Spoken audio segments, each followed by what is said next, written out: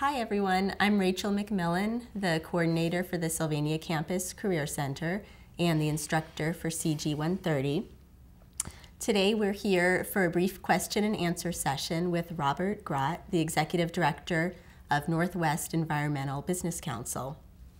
Hi Robert, welcome and thanks so much for being here with me today. We appreciate your time. Rachel, I'm honored to be asked. Good. Well, could you start by telling us a bit about NABC and what types of companies or professionals are members of your organization?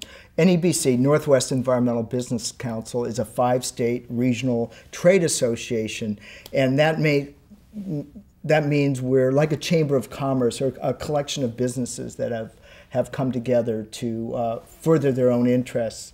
And in our case, by environmental, we mean very broad types of companies that are involved in like, for example, environmental cleanup and protection, all the permitting for new projects, handling waste and hazardous waste, natural resources. Energy is a big part of what we do. And now we have a whole new sector of companies working on climate change, greenhouse gas management.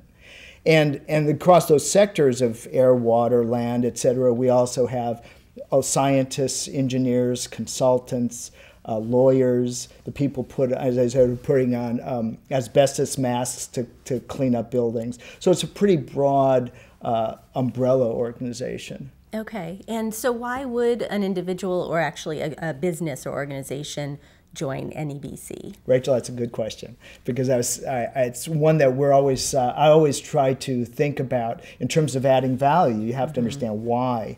And, you know, we do a lot of things. We do conferences and educational luncheons and events. We do education. We also work on legislative issues, and work a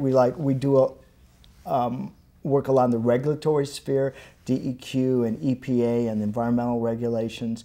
But we also do business-to-business activities. So we do networking events. And at the end of the day, for everything else we do, what people value most is the chance to get more business. Now, I sort of likened it to joining a social club, say perhaps here at the college or somewhere where you might be interested in the topic. If it's a hiking club, you might really like getting out in nature and hiking, but behind it all, you really want to get a date. So our people really want to figure out who they can work with and get more business. Okay, so it gives the people a chance to connect with other folks who are either doing related business or interested in related issues or topics. Yeah. Okay, and how about for you personally then, as Executive Director of NABC, what are some of your primary responsibilities? Well, it's an important point I want to make is that we're a nonprofit organization or not-for-profit, but just about any nonprofit is a business. And it had the same fundamentals of business have to apply. You have to produce something, goods or services that are of value that people will pay money for. So it's not like we're in this whole different universe. And then so I'm running a business, and so I have to spend a lot of time thinking about strategy. What are we going to be doing next? Keeping track of, in terms of thinking strategically about where things are going, but also dealing with accounting and finance. And but I will say what I've learned is the higher up in an organization you go, the more your job involves relationships. So you might start into a field with technical skills. You know, say you're an engineer or something like that, but then if you start becoming a supervisor, you run into this big surprise. It's that you're not out in the woods anymore taking water samples or something. You're now managing people and managing projects, and that becomes people. And then when you're the executive director, or like I am, or a president of the company, it's almost all about relationships. Okay, and what was your career and educational path that led you to NABC? Well, that's a classic long and winding road. Frankly, I don't know if it can fit on one page. I started out, I got a degree in psychology, a BA, and then I went off to live in the woods to build a house, and I became a carpenter and a plumber and an electrician, and then I was a stained glass artist. And then I ended up running a natural food store for over 10 years, which turned me into a businessman, which was a complete surprise. Then I ended up moving on to work for a subsidiary of a utility, working on energy generation projects. And then I went on to the Port of Portland and became a designer for the parking system, figuring out how many parking spaces they needed and what size the buses would be. And then I became an independent business consultant, taking all my backgrounding and advising clients on business strategy and business plans and fundraising. Then I started doing my own energy project development for a number of years, and then this opportunity came up to run this organization, which frankly I could not have done if I didn't do all those 12 steps along the way. So they all led you to where they you all are now. ended up strengthening the various skills, adding the skill sets I needed, whether it was running committees or selling or selling. You're always going to be selling. No matter what job you have, you're going to be selling. I'll just say that right there. Okay. Okay, Robert, could you give us an example of what a typical day looks like for you, or maybe an example of a day that you've had recently? Yeah, I couldn't give you an example of a typical day, but a good example of what my job involves was just like last week. I get in the office as early as I can, and then emails. Of course, I got to get through the emails, especially the ones I ignored the day before. And then we had our monthly luncheon. So I have a chapter committee meeting that started at 10 o'clock, ran to 11:30, trying to organize people towards what our program's going to be for the next year. Then I go right into the luncheon where I'm the MC, have to introduce the speakers. Oh, that's after I make sure that the projector and computer work fine, because I'm the AV guy too, right? And so then I host that, and the Q&A session, that ends at 1. I'm out the door to a meeting to talk about a conference with some folks who are going to come up with a competing conference. And then I have to go into a negotiation session to decide whether I'm going to try to ignore them, get them out of the way, or collaborate with them. And ultimately we did that. Then I go out of there to an open house that one of our members were having because they just moved into a new building. And that goes till about 6. But that was networking. And you can never do too much networking. Sounds like a very interesting day. You're all always over the full, place. all over the place. Yeah. Let's shift gears a bit.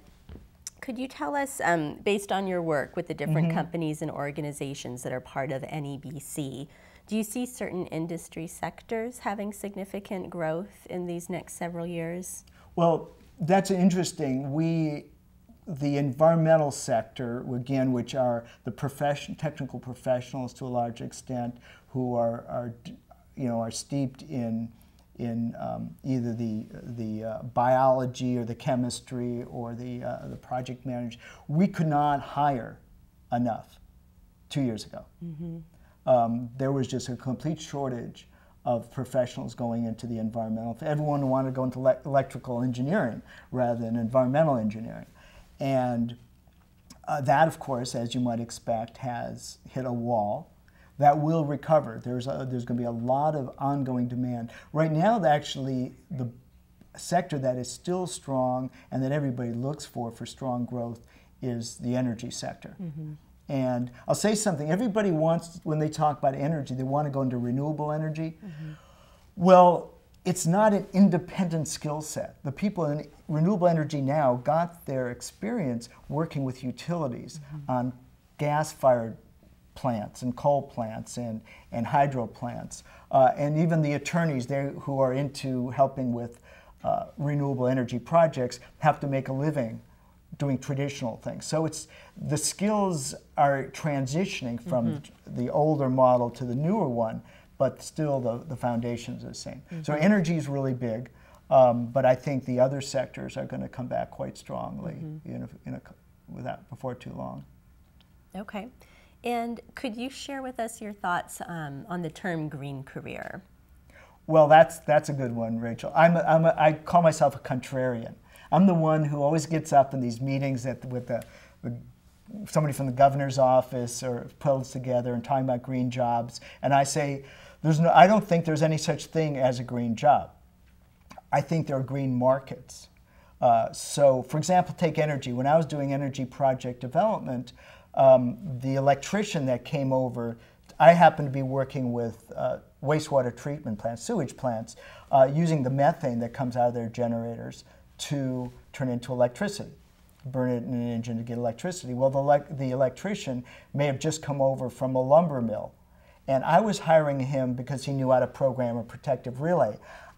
But suddenly his skin color changed from one job to another, or shirt color. And I think that fundamentally the skills are similar, and there might be some polishing as you sort of refine the skill set, but I think the jobs are similar, just the context they're put into is different. Okay. Now I'm all for money going into job training, if we call it green, but really the jobs, I don't want anyone being trained as a wind turbine mechanic who isn't able to then take those skills down the road and do something else. That would be a mistake. So you see them as all transferable skills? They have to be transferable, or else they're not going to be very valuable for very long. Okay. So Robert, what's your advice to someone who's interested in pursuing a business related career with a sustainability focus? That's a good question. I get asked about sustainability a lot, and my answer usually is quite frank. Get some job skills. See, a passion or an interest in sustainability is not an offer. You're not offering the employer anything particularly with a passion. I want to know, great, are you an accountant? Are you an engineer? Are you interested in legal support? What do you have to offer me? And I think really the thing to do is to get some legitimate skills, demonstrate those skills, and then find a company that meets your standard or your interest for what you would call sustainability. And is there any other general career information you'd like to share that we didn't already discuss? Well, I think I may have alluded to it in my own complex background. Is that it's flexibility. The world, unless you know exactly where you want to go and you're going to just stick on that path, most people don't. And so the more skills you get, always be aggressive on picking up opportunities to develop more skills, and be flexible about what the universe has to offer you that way, because I think that over time is going to serve you well. Because at one point I can look backwards and see there was a path, but you were asking me earlier what was the theme that went through it. It wasn't green or sustain. It was passion and hard work, and that's what I think will serve people the best as far as your attitude towards what you do, rather than focusing on exactly the opportunity of the moment. So as opposed to the long-term outcome, focusing on what am I going to do next to develop my skill set while I'm still pursuing something that I feel strongly. Unless you want to be a doctor or something that you have to take that path, that the world's going to change on you in 10 years. I mean, I've had several jobs where I thought this was going to be it.